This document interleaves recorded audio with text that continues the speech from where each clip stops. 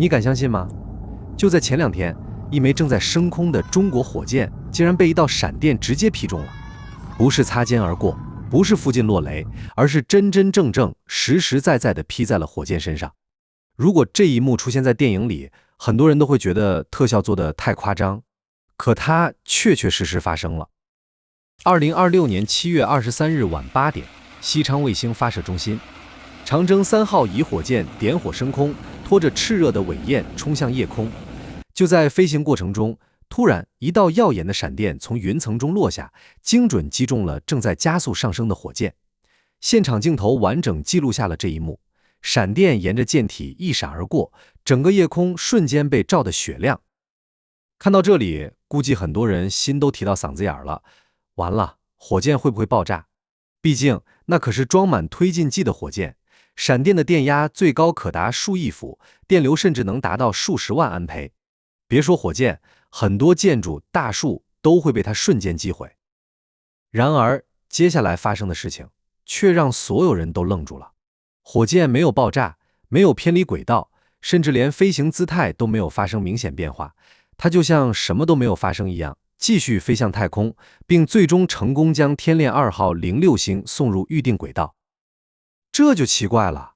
一道足以擊穿大樹的閃電，為什麼偏偏奈何不了一枚火箭？它到底是運氣太好，還是從設計之初就已經做好了挨雷劈的準備？今天我們就借着這次真實發生的事件，一起揭開答案。很多人看到這裡都會覺得不可思議，一道閃電，電壓動輒上億伏，電流可達數萬甚至數十萬安培，一棵參天大樹可能被瞬間劈成2半，一座建築物如果防護不到位，也可能遭到嚴重破壞。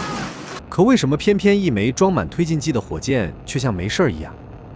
答案可能和很多人想的不一樣。火箭之所以能扛住雷擊，並不是因為它絕緣，而恰恰是因為它會導電。聽起來是不是有點反常識？其實，工程師從來沒想過要阻止閃電，因為面對如此巨大的能量，硬抗幾乎是不可能的。真正聰明的辦法是給它規劃好一條通道。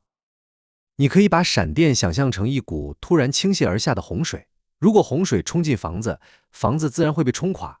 但如果提前修好一條寬闊的洩洪渠，洪水就會順着渠道流走，而不會破壞房屋。火箭的防雷設計就是同樣的思路，它的箭體外殼採用了連續導電結構，就像給火箭包裹了一層巨大的導電外衣。當閃電擊中火箭時，電流會優先沿着外殼快速流動，而不是鑽進火箭內部。對於電流來說，它永遠都會選擇阻力最小的那條路，因此大部分雷電能量都會沿着箭體表面一路向下，最終通過發動機噴出的高溫尾焰釋放出去。我們再看看現場視頻，很多人覺得閃電像是劈穿了整枚火箭，其實更準確地說是閃電貼着火箭表面快速跑了一遍。而真正需要保護的飞控計算機、導航系統、通信設備以及各種精密電子儀器，則全部藏在箭體內部。這些設備不僅有多層電磁屏蔽，還配備了浪湧保護、濾波電路和電磁兼容設計，能夠最大限度抵禦雷擊帶來的瞬時電磁脈衝。與此同時，許多關鍵系統還採用冗餘設計，即使某個部件受到干擾，備用系統也能立即接管工作，保證火箭繼續按照預定程序飛行。所以這次火箭能夠繼續飛向太空，並不是因為它運氣好，而是因為工程師早就預料到了這種情況，並在設計階段提前做好了準備。不過說到這裡，還有一個更有意思也更容易被忽略的問題。對於航天人來說，他們最擔心的有時候並不是閃電擊中火箭，而是火箭主動制造出一道閃電。你沒聽錯，很多時候真正危險的並不是閃電來找火箭，而是火箭把閃電引了出來。這就是航天領域一個非常著名的現象——觸發雷擊。什麼意思呢？正常情況下，雷暴雲裡積累着大量電荷，但這些電荷並不一定會立刻放電，有時它們只是一直處於一種蓄勢待發的狀態。而火箭發射時，就像突然豎起了一根幾十米高、快速向上移動的巨大導體。隨着火箭不斷穿過帶電雲層，它會改變周圍的電場分布。原本還沒有形成放電通道的雲層，可能因此突然被打通，一道閃電便隨之產生。也就是說，有時候即使天空原本沒有正在發生的閃電，火箭也可能成為那根導火索，主動觸發一次雷擊。歷史上最著名的案例就發生在1969年，當時美國執行阿波羅12號登月任務，搭載着3名宇航員的土星5號火箭，在發射後僅36秒就突然遭遇雷擊，短短10幾秒後又遭遇了第二次雷擊。2次雷擊並不是巧合，而是火箭穿越帶電雲層時觸發了閃電，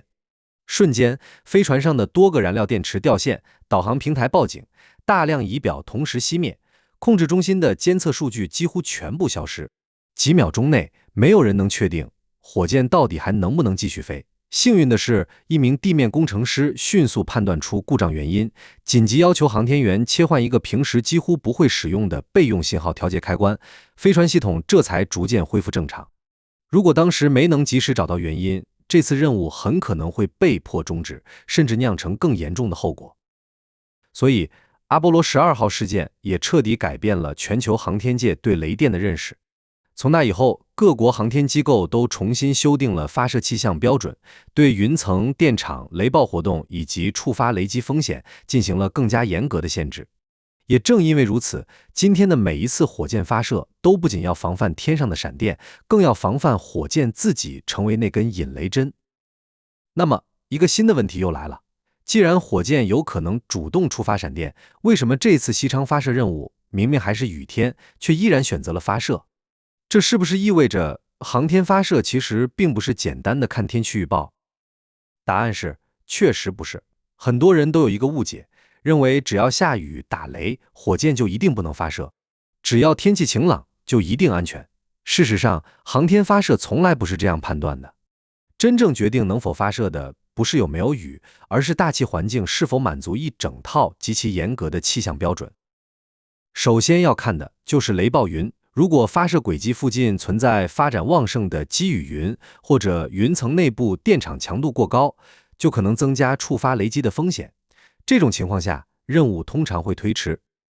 其次，還要監測高空風場，因為火箭從地面飛到幾十公里高空，只需要短短幾分鐘，但這幾分鐘裡，它會穿越多個高度的大氣層，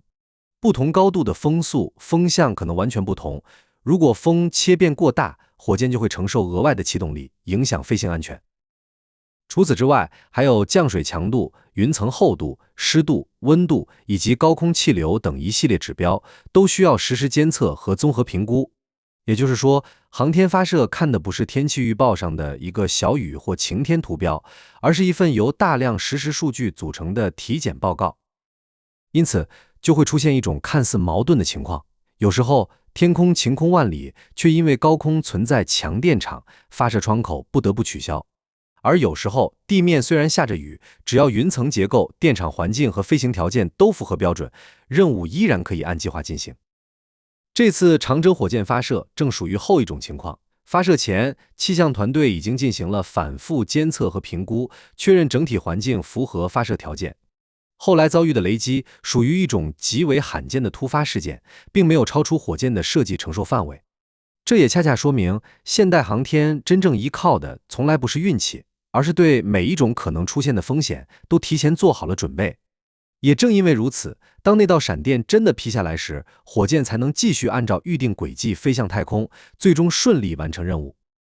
那麼，這次事件真正讓人敬佩的到底是什麼？或許答案並不是火箭扛住了一道閃電，而是現代航天工程背後那套幾乎把所有意外都考慮進去的設計理念。在航天工程裡，從來不會把安全寄托於運氣，工程師會提前假設最壞的情況，雷擊、強風、劇烈震動、電磁干擾，然後一項項找到解決方案。所以，真正先進的技術不是永遠不會遇到意外，而是意外真的發生時，它依然能夠按計劃完成使命。這次雷擊就像一次突如其來的實戰考試，而長征火箭用一次成功發射交出了一份漂亮的答卷。這裡是宇宙之思，宇宙很大，人類很小，但是探索星辰大海，我們從未停步。